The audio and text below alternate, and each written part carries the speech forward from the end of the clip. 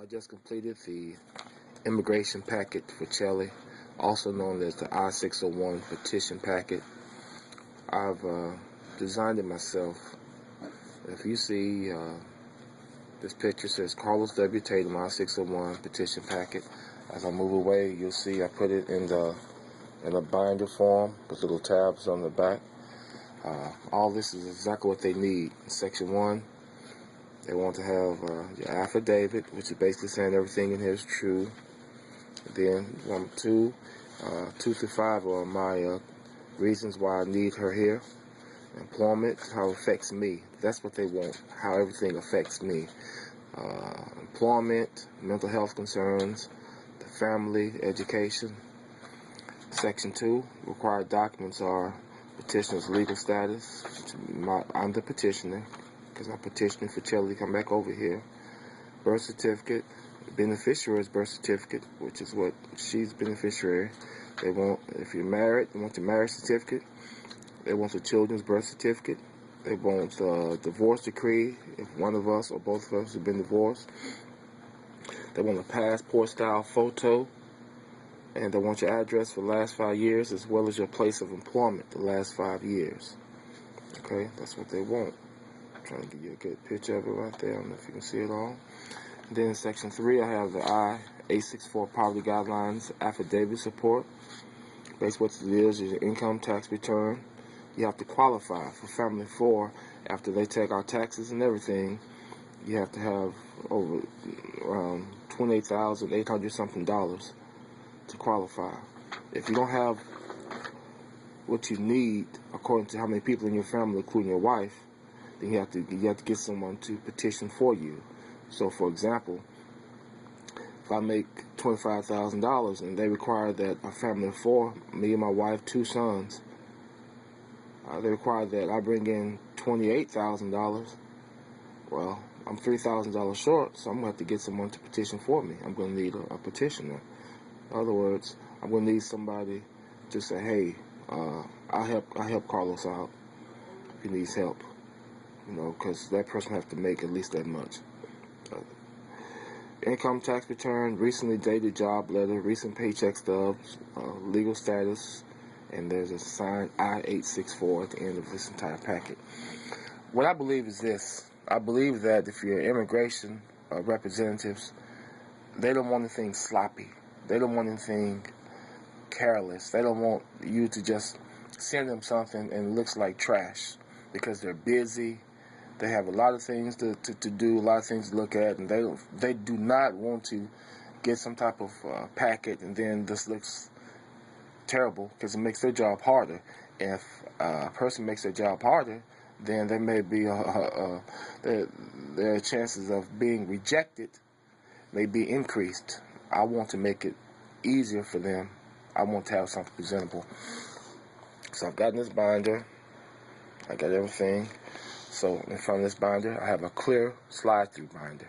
So you can see everything. So when they get my binder, my packet for Chile, I want them to see, okay, Carlos Tatum, this is what it had. This is organized. As you open up, you'll see Section 1, Table of Contents, I-601 packet. I have my list, the affidavit, the employment, right? Then as I open it, you'll see little tabs. The little tab says Carlos Tatum affidavit. Well, after I left that page, then there's my affidavit. Affidavit of Carlos Tatum. Then basically affidavit basically says I, Carlos Tatum, hereby declare on the penalty of perjury that the following information is true and accurate as it pertains to the I-601 petition that I'm filing for my wife, Araceli Tatum. By the end of this I-601 petition, it is my hope that you will understand the extreme hardship that I suffer as a result of her having to be deported. So at this particular time, I have to make a defense. I'm telling the people, hey, I need my wife. What's number 1? Employment. I cannot work in Mexico. My job is related specifically to Texas. So you put that there. Deportation will result in extreme hardship for me because I'm a Texas licensed medical massage therapist, and go on to explain how it will affect you if you have to go to Mexico or if you have to give up your license. After you state your case, make sure your argument is strong. You want a strong argument. You want to understand, I need my wife. I work. I need her. I need her. And then after you do that, you show your proof. All right, this is how much money I made this past year. All right, there's another little form right there. There's a letter from my job saying, hey, this guy's a good worker. Here's another letter from another agency I contract through.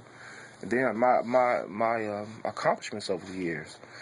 Things I've worked hard to attain with this job. Here's I went to school. Here's my transcript. Here's all my awards, my certification, all those things. All those things, right? Here's some awards, valedictorian in my class.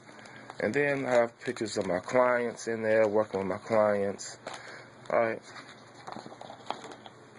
Then mental health concerns. If you mental health issues, it's causing you stress, you got to take medicine whenever, have your proof. Say it from the doctor. Doctor, letting them know, hey, yeah, he's been here. He's taking medicine. Here's a letter from the counselor. I went to get some counseling. Here's a letter from the counselor. Here's some more stuff from the counselor. Here's the medicine they put me on. Those things, right? And family unity. Statewide, you need here with the family. Let them see photos of the family. Let them see, things that show that y'all do things as a family. Those things, right? Let them see those things. They need to know, Then have a letter from my daughter, letter from my 3 sons, right? Okay, so the next, education, how's it affect education? Shelley's been making sure these boys get to school, 32-mile round trip every day. These boys are making good grades. And she's making all this happen. She's the one because I'm working every day. So that's a hardship. I'm working every day. She's getting them because they don't go to the same school where we live. She has to travel many miles to make sure they get a sound education, right? These are their certificates. So make sure your kids make good grades. Make sure your kids work hard in school and set standards for them. Because your kids are making 40s and 50s and 60s and they can make 80s and 90s, then they need to do that. Because as parents, we need to stay on our kids about making good grades. Who wants to, if my wife or your husband's going back to Mexico or wherever, and your kids are making 40s and 50s, then obviously he's not needed there to help them with the grades because he's there and they're making 40s and 50s, right? Then I have Section 2, petitioner's legal status, beneficiary's birth certificate, marriage certificate, children's birth certificate, divorce decree, passport style photos, address the last 5 years, place of employment the last 5 years. Just required documents, right? Once again, you got your tabs, right? I got my tabs right there. I got my birth certificate, got my tab, her birth certificate, my tab, marriage certificate, right? There it is, right there. My little tab, children's birth certificate, right there.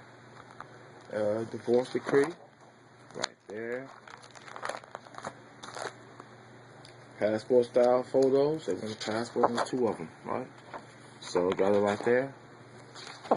2 passport style photos. Address for last 5 years.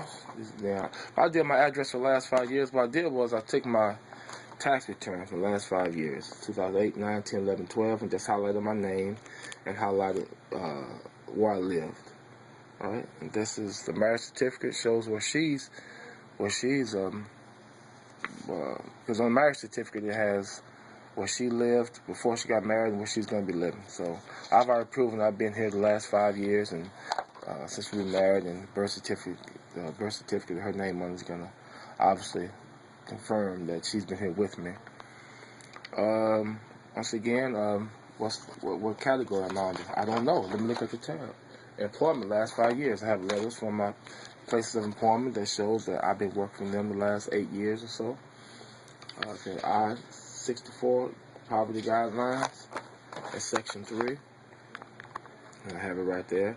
Income tax return, recent daily job letter, recent paycheck stub, legal status, I-864. So these are the required documents. These are what they're saying. Carlos, when you return to this office, I need to have these documents. 2012 tax return. Okay, I got all that. This is where I paid my taxes. My proof of paying my taxes. I got all this right here.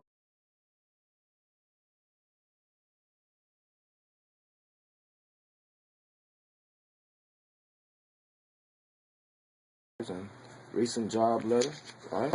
I want that. I'd use that letter in other sections of this bond as well because it proves the same thing. Recent paycheck stubs, so I got my recent paycheck stubs, right? Recent paycheck stubs. Legal status, let's talk about my legal status, right? Birth certificate. Then there's a signed 864, which I'll sign that when I get back to the office. So when you organize your binding correctly for your packet, then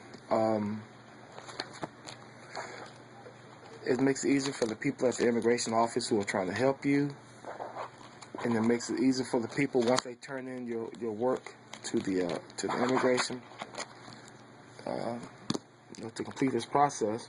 It makes everybody's job easier, you know. And the thing about it, I understand some people may not be as organized or understand exactly how to do these things, but get everything you need together, right? Present it to the people at the office when you go there to turn in your stuff. They're going to see, hopefully, that you worked hard to get this organized, because if it's in my power and I understand how to do it and I'm allowed to do it, then I don't want my wife's life in the hands of somebody else. If I go to, if I can design and do my own packet and give it to the people at the office so they can actually turn it in, I pay them, they turn it in, or what have you, then that's what I want to do. I want to do it myself, because I don't want, maybe somebody might come in and work having a bad day at work, or somebody don't feel like doing the job that day, and they just kind of lackadaisically throw the packet together, and then they send it off, and immigration gets the packet and it looks like trash. Next thing you know, I get an email from somebody saying, "Oh, your wife is gonna have to be detained in Mexico," or something like that, right? That's just bad business. That's bad business. How they do it now, though, is you get the packet together, you present the packet, they'll let you know if she has to go back to Mexico, or if she has to stay in Mexico. She has to go back to Mexico because they have to do a physical. So even if they approve the packet and they say, "Okay, Carlos, everything is great, look good, you've proven your point, she needs to be with you," but she does have to come back to take a physical. So they give you a date in which she goes to Mexico and do a physical, and they give you a return date as well. I hope this helps somebody out there. Do everything you can do. Hope this is some type of example of immigration packet that might help somebody out there. A person can do their own packet. They don't need the immigration place to prepare the packet. You can prepare your own packet. You can do everything you want to do. You can be your own representative and send the stuff off yourself. But I'm going through an agency, and I'm trying to save the agency as much work as possible. At the same time, trying to take care of my wife the best I know how within my power. Okay, that's pretty much it. I hope you guys learned something from this video. Thanks a lot. Bye.